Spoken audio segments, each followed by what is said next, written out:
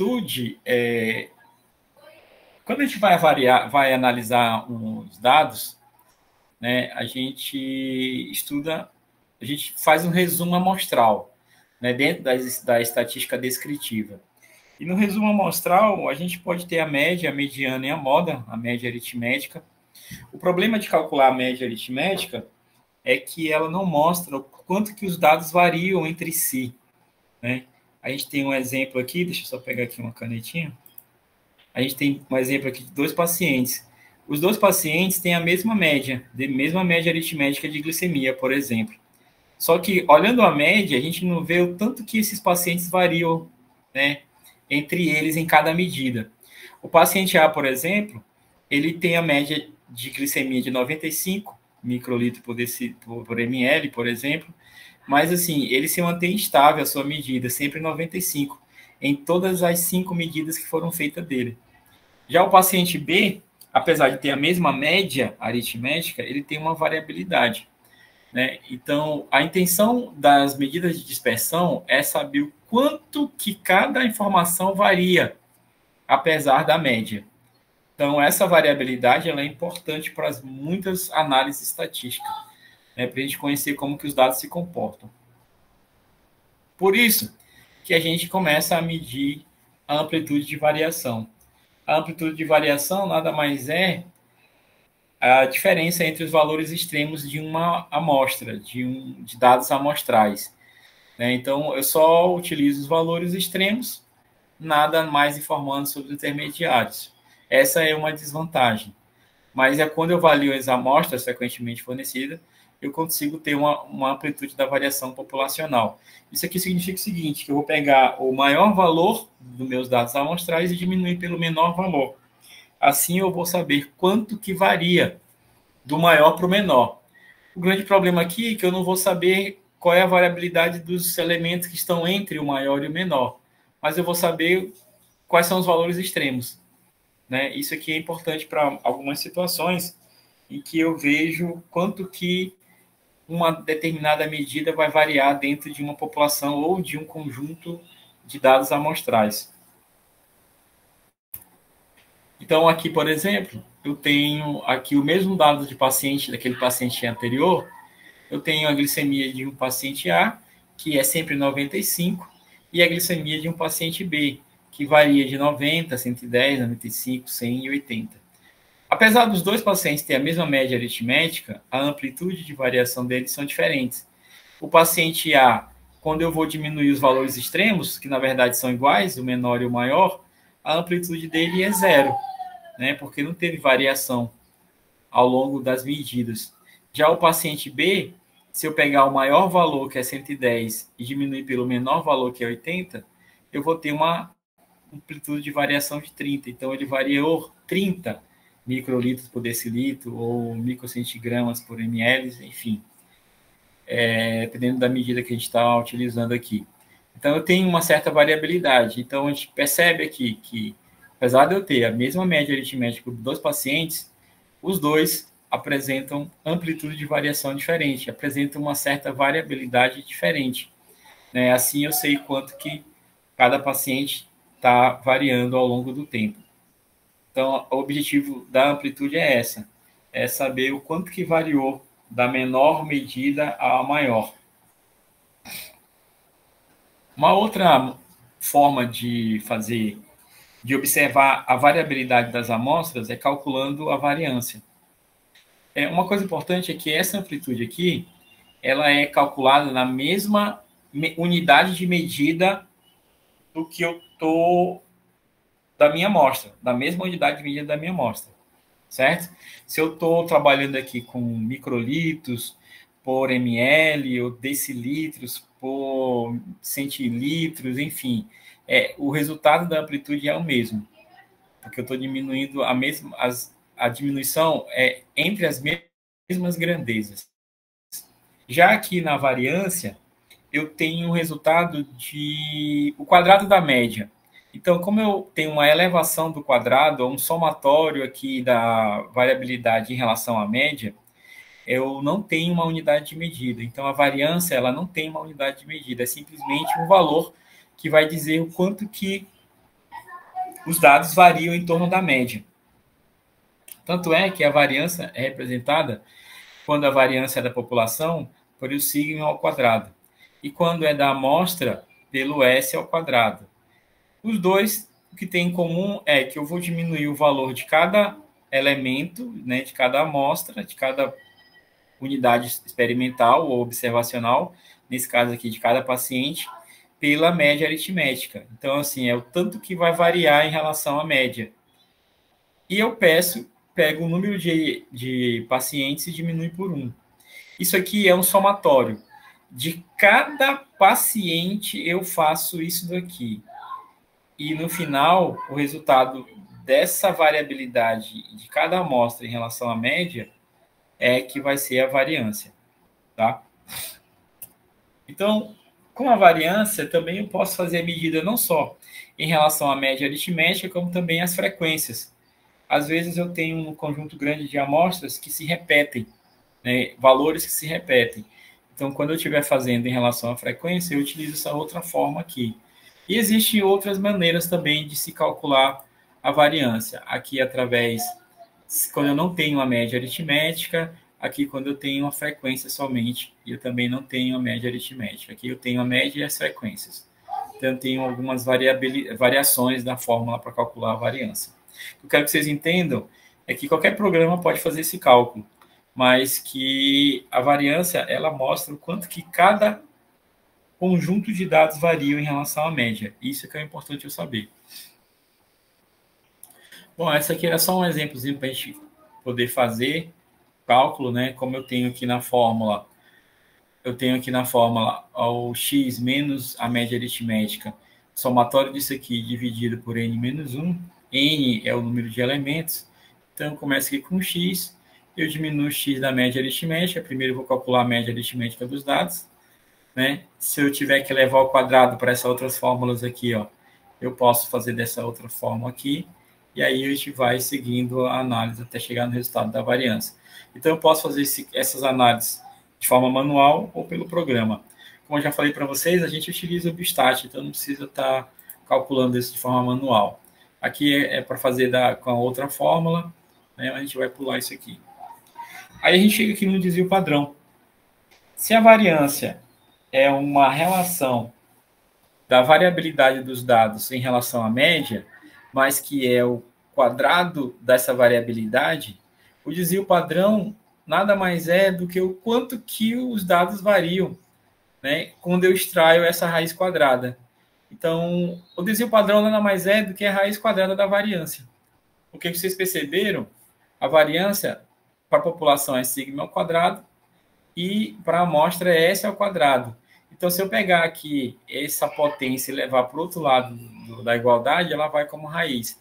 Então, quando eu tiro a raiz quadrada do valor da variância, eu estou sabendo aqui, eu estou descobrindo o desvio padrão. E o desvio padrão, sim, é um elemento na mesma unidade de medida da minha amostra. Porque a variância, como ela é elevada ao quadrado, ela é o quadrado da unidade de medida. Então, ela não está na mesma unidade de medida da variância, porque, na verdade, quando eu tenho um quadrado, é a unidade de medida sobre a unidade de medida. Isso daí eu estou anulando essa própria unidade. Mas o desvio padrão, como eu tiro a raiz quadrada, eu volto o valor a uma variabilidade em relação à unidade de medida. No caso da glicemia, se eu tirar a variância, eu tenho um resultado de variabilidade. Mas se eu fizer o desvio padrão, eu digo quanto que variou na mesma unidade de medida da glicemia, quanto que variou em relação à média aritmética dos dados. Não sei se deu para entender, mas o desvio padrão, o resultado dele é na mesma unidade de medida da minha amostra e a variância não tem unidade de medida. Uma outra forma de calcular a variabilidade é o coeficiente de variação. O coeficiente de variação nada mais é do que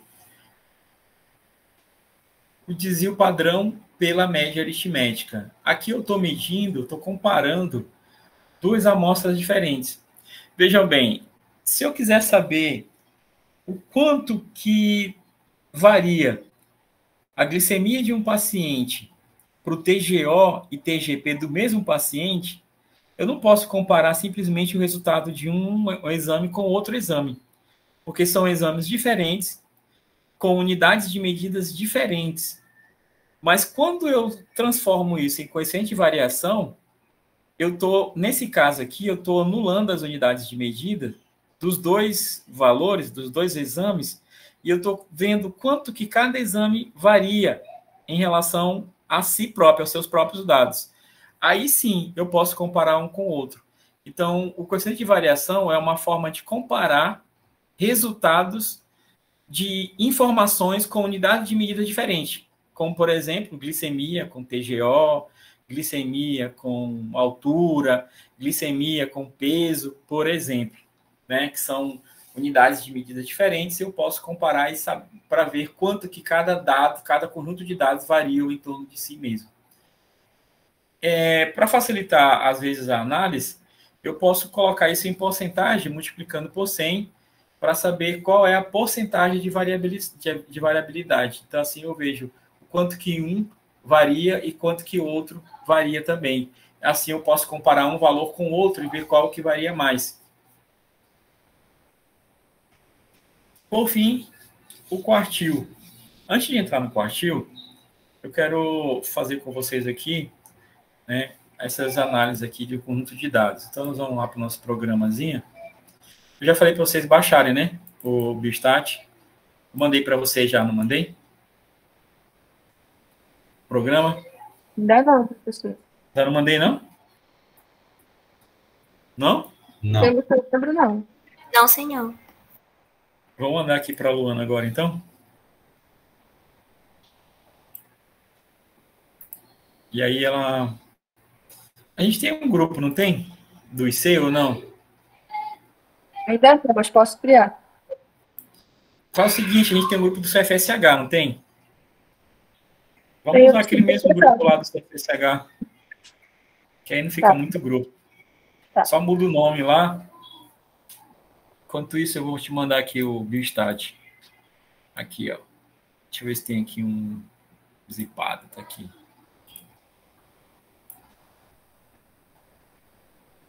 Tem caminho para a galera e lá no grupo eu mando mais outras coisas lá que precisarem. Enquanto grampei aqui, vamos continuar com a aula. Bom, então aqui eu tenho uns dados aqui de parto. A gente trabalhou com esses dados aqui na aula passada, né? Que foi de idade gestacional. A gente tem aqui um conjunto de dados de parto de crianças. A gente tem idade gestacional que é classificada pelo pediatra e tem aqui classificada pelo obstetra.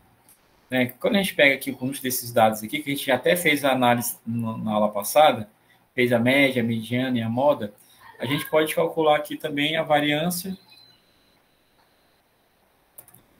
e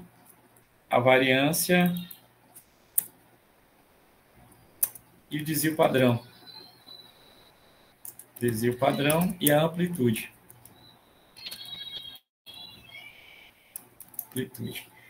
Eu falei aqui do Biostat, agora que eu lembrei, porque a gente está usando o Excel mesmo para fazer essas análises, né?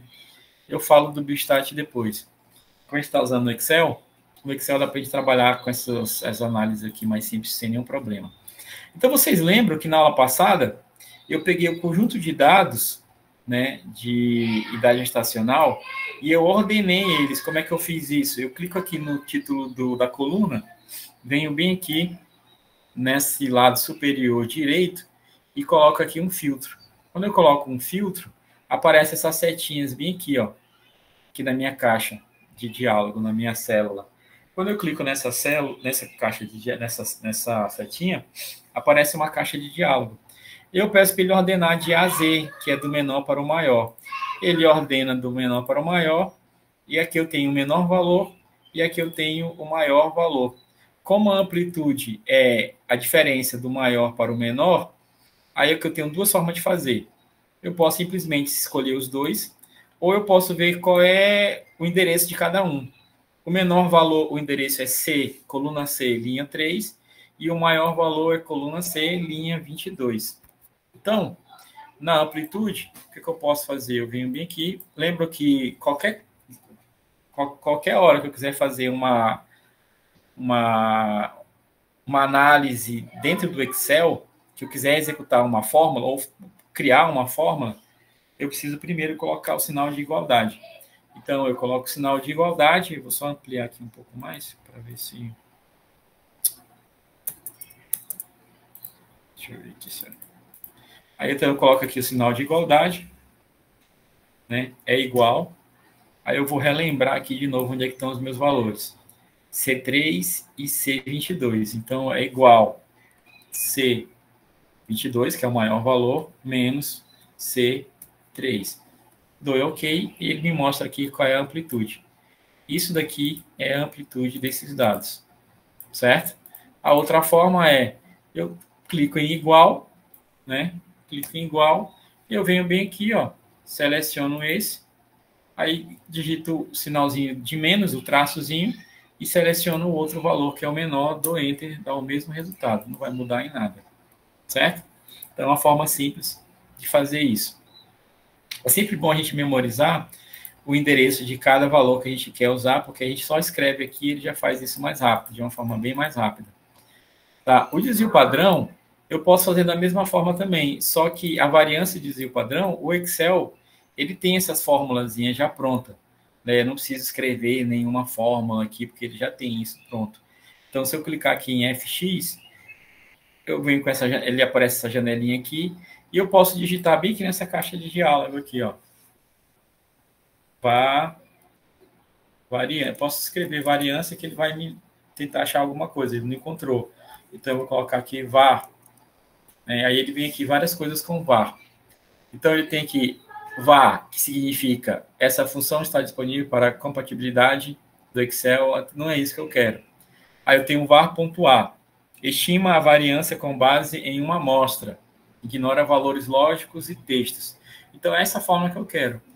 Porque o que eu tenho aqui são amostras, é uma amostra de dado gestacional, e eu não tenho nenhum valor lógico, né? Eu não tenho nenhuma questão lógica de informática e nem texto. São só números. Então, é exatamente isso daqui. Né? Então, eu clico em OK, aí ele me aparece a outra caixa aqui de diálogo para eu colocar os valores. Né? Então, eu posso apagar esse endereço que está aqui, e eu venho aqui e seleciono todos os meus dados que eu quero que ele calcule a variância. Vai aparecer aqui, ó, de C3 a 22, eu dou Enter, e ele já calcula aqui a variância. Então, a variância que ele calculou deu 2,32. Então, 2,32 não é uma variância tão alta, né? Comparado a outros por aí.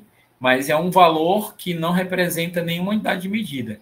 Lembra que isso aqui é a idade gestacional e é em semanas, né? Semana, idade gestacional em semanas. A variância, ela não é em semanas, ela é só um dado de variabilidade, tá? É só o tanto que variou em relação à média. Que a média a gente já sabe aqui, que é 38. Só que eu quero desvio padrão. Né? Como é que eu faço para colar o desvio padrão? Eu tenho duas formas. Ou eu levo isso aqui ao quadrado, ou eu vou aqui na minha UF de X e peço aqui para ele me mostrar o desvio padrão. Aí o desvio padrão, colocar 10. Aí aqui tem, ó, posso ler um por um aqui, coloco 10 VPAD.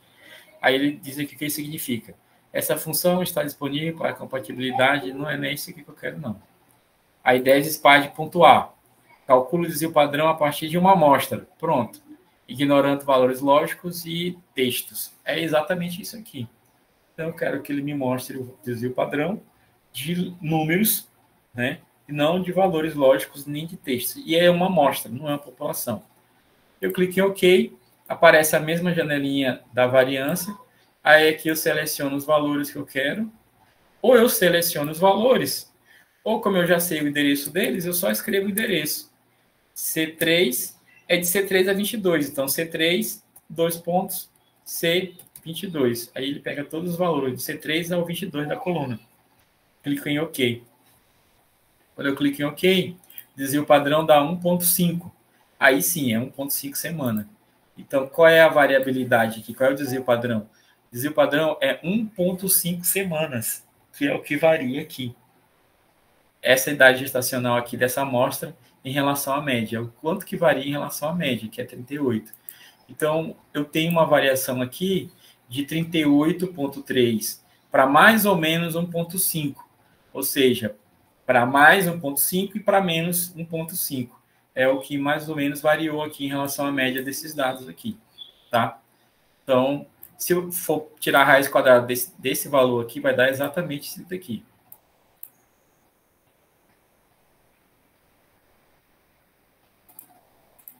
Pronto, assim a gente tem as medidas de dispersão, a variância, o desvio padrão e a amplitude. Agora a gente sabe quanto que esses dados conseguem variar em relação à sua média, ou em relação ao quadrado da média. Então é muito comum a gente apresentar a média dos dados e o seu desvio padrão em tabelas de resumo dos dados. É muito comum a gente usar isso. E o desvio padrão também serve como um start para calcular para testes paramétricos que a gente vê no próximo ano, no próximo IC, no IC6. Voltando lá, a gente parou aqui em quartil. O quartil nada mais é do que eu pegar o meu conjunto de dados e dividir em 4.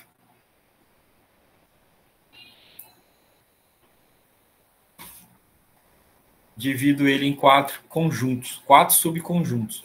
Eu tenho todo o conjunto de dados. Espera aí, pessoal, só um minutinho.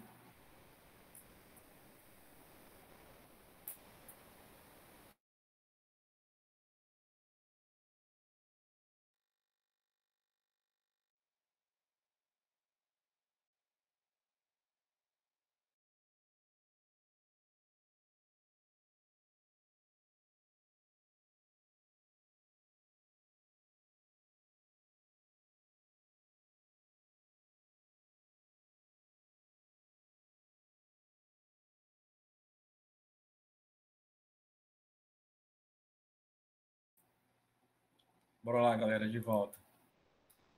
Então, como eu estava falando para vocês, quartil, ele é quando eu pego o meu conjunto de dados e divido ele em 4 subconjuntos. Esses 4 subconjuntos, eles vão me mostrar também o quanto que esses dados variam, né? Sendo que o primeiro quartil é aquele subconjunto que contém 25% dos dados. Os 25% dos valores, dos menores valores dos dados, né? O segundo quartil, ele é exatamente a mediana, porque é um valor central. É aquele valor central de todos os conjuntos de dados. Ele representa 50% desses dados, né? Então, 50% é o valor central é a mediana. O terceiro quartil, ele representa 75% dos dados, né? E o quarto quartil são todos os valores, é o 100%, né? Representado pelo valor máximo. Então, assim eu consigo dividir meu conjunto de dados em 4 subconjuntos, sendo que sempre o segundo quartil é a mediana, tá? Eu posso fazer também a amplitude interquartil. A amplitude interquartil é a diferença do Q3 menos o Q1, que na verdade é a diferença do valor que está em 75% com o valor que está em 25%. Isso aqui significa o quê? 75 menos 25 é 50% dos dados. Então, eu tenho aqui 50% dos dados no meio do conjunto total. Vou já explicar melhor isso, tá? Eu quero que vocês entendam o seguinte, que o quartil, ele pode ser representado pelo box plot, que é um tipo de gráfico como esse aqui, ó, semelhante a esse daqui, né? No box plot, eu tenho uma caixa, um box, né? E eu tenho os valores extremos. Eu posso ter também os outliers. Essa caixa aqui, ela tem 3 linhas. A primeira linha representa o primeiro quartil, a segunda linha representa a mediana e a terceira linha representa o terceiro quartil, né?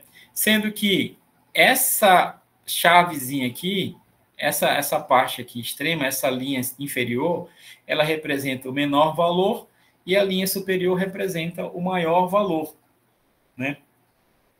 E os pontos centrais são todos os valores que eu tenho no meu conjunto de dados. Então, assim, dessa forma aqui, eu consigo representar o meu quartil, né? E eu consigo visualizar aqui como que meus dados variam em relação a eles mesmos. Né? Quando eu faço o intervalo interquartil, o que eu estou medindo? Eu estou medindo essa razão, essa subtração aqui, ó, a diferença do primeiro com o terceiro. Então, quanto que vai ter de amplitude essa caixinha aqui, é o terceiro é a amplitude entre quartis, ou interquartílico, tá?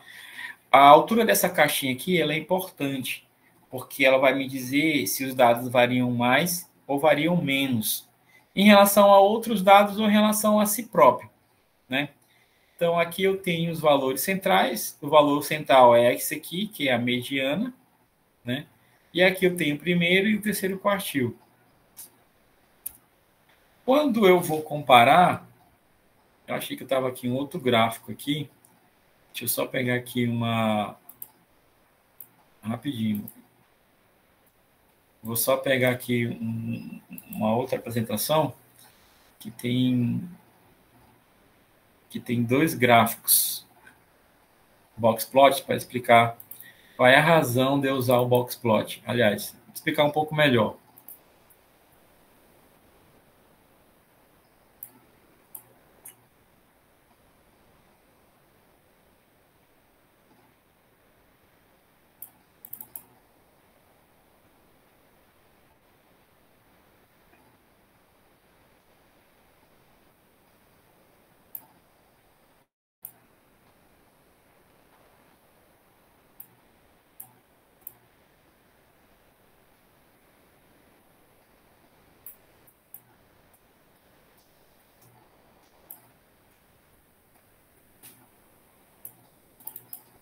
Aqui.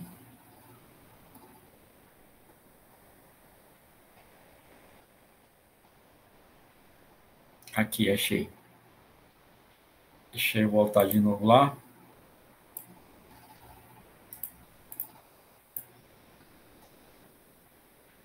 Vocês conseguem visualizar a minha tela agora? Sim, estou aparecendo.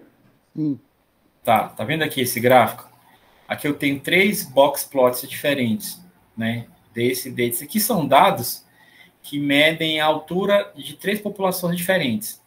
Da população brasileira, da população alemã e da população japonesa. Na verdade, são amostras dessas 3 populações.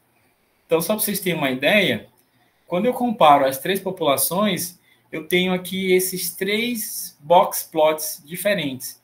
Né? O primeiro é o brasileiro, o segundo é o alemão e o terceiro é o japonês. Só de olhar, a gente percebe que tem uma diferença entre eles. Nenhum deles são iguais. E existem semelhanças também, entre alguns deles, por exemplo. Então, vamos lá. Quando eu olho o Brasil, eu tenho primeiro aqui que a amplitude do menor valor para o maior é muito grande. Ou seja, se eu for ver aqui o eixo Y, eu tenho aqui mais ou menos de 157 centímetros de altura até 1,85 m, mais ou menos. Então, a variação de altura das pessoas é muito grande. Quando eu vou olhar aqui essa caixinha aqui, o box plot, aqui dentro, eu tenho aqui o primeiro quartil, o segundo quartil, que é a mediana está aqui em torno de 1,64 m, mais ou menos, né? É a média, a mediana do brasileiro. A média aritmética é esse pontinho aqui, então, que está em torno de 1,68 m, por aí assim, 67, 68. E aqui eu tenho o terceiro quartil. Se eu quiser saber a amplitude entre quartil, eu vou diminuir esse desse. Ou seja, eu vou ter essa altura dessa caixinha aqui, ó. Certo? Quando eu vou comparar esse aqui com a população alemã, o que eu consigo entender? É que eu tenho brasileiros que são tão altos quanto os alemães. Mas a grande maioria dos brasileiros, a média aritmética e a mediana dos brasileiros, né? Ou seja, a grande maioria dos brasileiros tem uma altura menor. Os alemães são maiores. E a variação interquartílica dos alemães é menor. Ou seja, os alemães são mais altos e o menor alemão com o maior tem uma variação menor do que os brasileiros. Então, brasileiros têm uma variabilidade muito grande na altura. Já os alemães, não. Então, se eu for olhar aqui também, primeiro quartil, segundo quartil, terceiro quartil, eu percebo aqui, ó, que a média aritmética e a mediana é a mesma, são os mesmos valores. Então, tem uma variabilidade pouquíssima, quase zero aqui. Né? Na verdade, não é zero. Eu tenho uma variabilidade aqui muito baixa. Então, os alemães são mais altos e têm uma altura um pouco semelhante entre eles. Já os brasileiros, não. A altura dos brasileiros é muito diversa, é muito diferente. Né? Tem uns muito baixos e uns muito altos. Quando eu vou comparar os brasileiros com os japoneses, aí eu tenho uma diferença também. Eu tenho brasileiros tão baixos quanto os japoneses, mas qual é a diferença? É que os japoneses são mais baixos, em média, mas a variabilidade deles são menores também. A variabilidade deles é tão pequena quanto os alemães. É lógico que os alemães têm uma variabilidade ainda menor, porque aqui os japoneses, os menores valores e os maiores têm uma diferença grande também. Mas a diferença interquartílica entre eles é bem pequena. E aqui tem uma coisa curiosa, que a mediana do japonês é maior que a média aritmética. Isso aqui é difícil de acontecer. Normalmente a média aritmética é que é maior, né? Mas aqui não. A mediana é maior que a média aritmética, né? Então, em média, considerando a média aritmética, os japoneses são menores, mas considerando a mediana, os japoneses têm a mesma mediana que os brasileiros. Só que quando eu analiso todos os dados, né, a amplitude interquartil dos brasileiros e a amplitude interquartil dos japoneses, os brasileiros têm uma amplitude maior do que os japoneses. Então, os japoneses tendem a ser menor do que os brasileiros, e os brasileiros são menores que os alemães. É por isso que eu preciso entender dessa questão de primeiro quartil, segundo quartil, terceiro quartil, porque com esse gráfico de box plot, eu consigo visualizar muito bem isso aqui e entender o quanto que um conjunto de dados varia em relação a ele mesmo e em relação a outro conjunto de dados. Isso aqui é muito importante quando eu estou avaliando uma população ou uma amostra, para saber o quanto que eu tenho de diferença entre elas.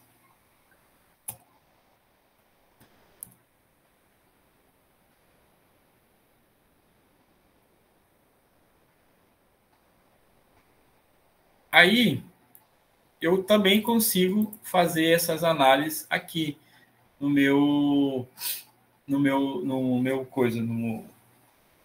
Excel. Mas vamos lá. Vamos pegar isso aqui e fazer no Biostat. O Biostat, ele é um programa de bioestatística desenvolvido dentro da UFPA pelo professor Manuel Aires e alguns outros colaboradores. O que, por sinal, o professor Manuel Aires, ele completou 100 anos. Acho que foi ontem, foi antes de ontem. Completou 100 anos. Só para quem não sabe, o professor Manuel Aires é médico, pediatra, geneticista. Foi ele que fundou o ICB em Belém, na UFPA. E foi ele que fundou também, que criou o curso de biomedicina na UFPA. Ele é médico formado pela própria UFPA. Ele foi secretário de saúde, ele foi alguma coisa lá no governo do estado também. Foi esqueci agora qual foi o cargo. Esqueci, mas ele é professor emérito e professor titular da UFPA, aposentado há algum tempo, e esse programa foi desenvolvido por ele, já estava, aqui está na quinta versão. Apesar disso, esse programa, ele já é antigo, acho que essa última versão já tem 10 anos, se eu não estou enganado. E o problema do Biostat é que ele é muito utilizado na UFPA, mas isso não é um problema, isso é uma vantagem. O problema é que ele não roda no Mac, ele só roda no Windows, né? Está desatualizado, claro. Tem outros programas que a gente pode usar, sim. Alguns são pagos, outros são de graça. Esse Biostat é de graça, né? A gente pode baixar ele lá no Instituto Malmirauá da UFPA. E eu mandei também aqui para a Luana, depois ela encaminha para vocês. Tem alguns outros que são em inglês, de algumas universidades europeias e até americanas também, que dá para utilizar, que faz até mais coisa, mas isso aqui eu achei mais simples para usar nessa aula. Tem um programa que eu usava muito na graduação e no mestrado, que é o Graph Prisma. é o Prisma, né? Ele é pago. Então, a gente precisa pagar para usar. Ele é muito bom, mas como a UFPA não compra para a gente, né, e ele é muito caro, no meu caso aqui, que eu trabalho com pesquisa em epidemiologia, eu utilizo uns programas que são open source e free. Eu estou utilizando atualmente o R e o Python para fazer as análises. Mais o R do que o Python, né? O R ele é um programa muito utilizado no mundo todo para fazer análise estatística. Requer um certo conhecimento de lógica de programação, né? Porque a gente vai escrever o script. Diferente desse programa aqui, que é o Bistat, que a gente só coloca os valores clicando no botãozinho, ele já analisa tudo. O R não, a gente precisa escrever as frases, a lógica toda e pedir para ele executar, e ele executa. Um erro em uma frase pode ser que você não consiga executar. Mas aí existem os macetes que a gente vai aprendendo ao longo do tempo e vai se tornando até fácil trabalhar com ele. O Python é da mesma forma também, requer que a gente trabalhe com ele direto para poder estar familiarizado com o programa. Então, são 2 programas utilizados no mundo todo, inclusive dentro da UFPA também, né? Dentro dos mestrados, doutorado, todos eles utilizam esses programas também, mais o R do que o Python para análise estatística. Mas na graduação é comum utilizar o Biostat, né? A gente pode depois, se vocês quiserem, fazer umas aulas introdutórias do R ou até do Python para algumas análises, mas por enquanto isso aqui serve para nós, que é só análise de estatística descritiva, não precisa de grande sofisticação estatística, não. Então, o Biostat, ele é muito fácil de manipular. Eu tenho essa janelinha aqui, só para essa janelinha aqui. No máximo, eu consigo ampliar, mas a janelinha de dados não amplia tanto assim. Ele tem uma limitação gráfica também. Os gráficos dele não são bonitos, né? Então, é muito melhor fazer um gráfico no Excel do que aqui, né? Mas as análises estatísticas são bem fáceis de executar. Eu vou só reduzir aqui. Então, deixa eu só ajeitar aqui. Então, por exemplo, vamos pegar aqui nossos dados de idade gestacional, que a gente já conhece. Vou copiar. Eu posso fazer aquilo que eu trabalho normal com Windows, né? Copia e colo aqui na primeira coluna.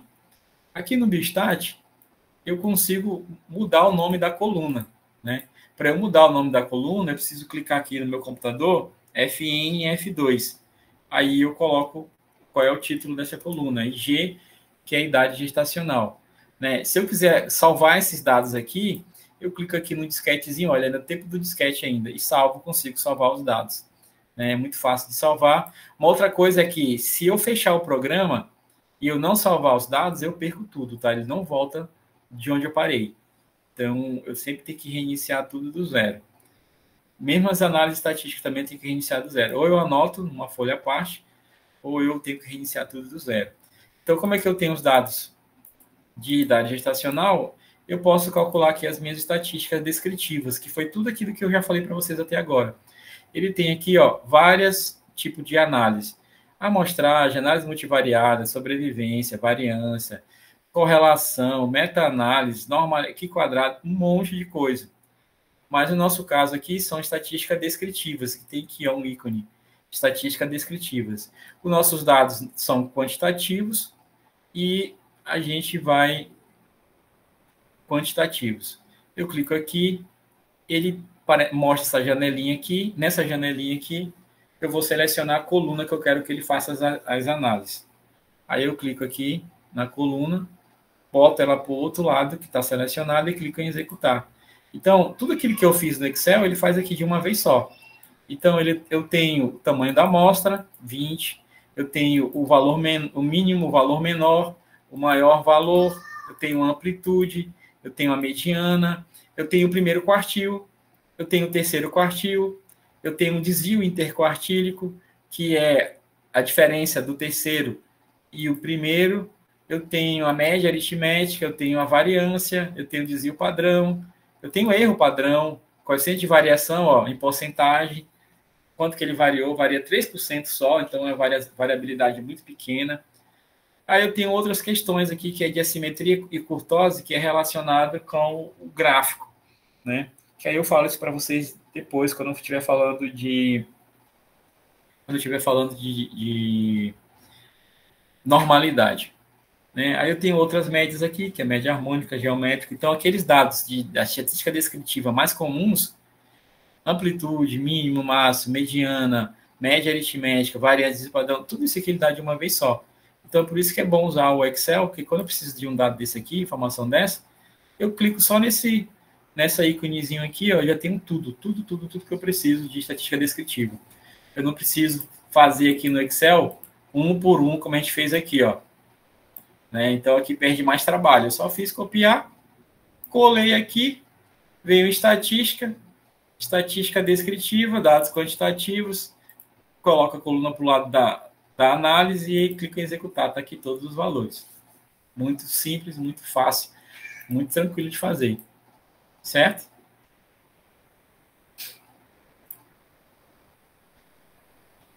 Alguma dúvida, pessoal? Alguma pergunta? Não, é só besteira isso, né? Só bobagem. Acredito que ninguém tem dificuldade com isso. Galera, a aula de hoje é só essa. Muito tranquilo, mas que a gente precisava repassar só para relembrar para alguns e nivelar outros. Se alguém não tiver mais nenhuma dúvida, a gente fica por aqui. Professor, boa tarde. Boa. É a Camila Vitória. Na hora da chamada, eu ainda não tinha entrado. E aí eu acabei perdendo a chamada. Eita, que pena, né? Perdeu a chamada. Égua, professor. Vou colocar aqui presença para ti, Camila Vitória. Tá bom, obrigado. Professor Rodrigo Meirelles também, boa tarde. Ixi, Maria, Rodrigo Meirelles. Frederico também, professor. Ah, meu pai. Frederico. Frederic. Isso. Beleza. Pronto. Obrigado, professor. Falou, galera. Bom final de semana. Qualquer coisa,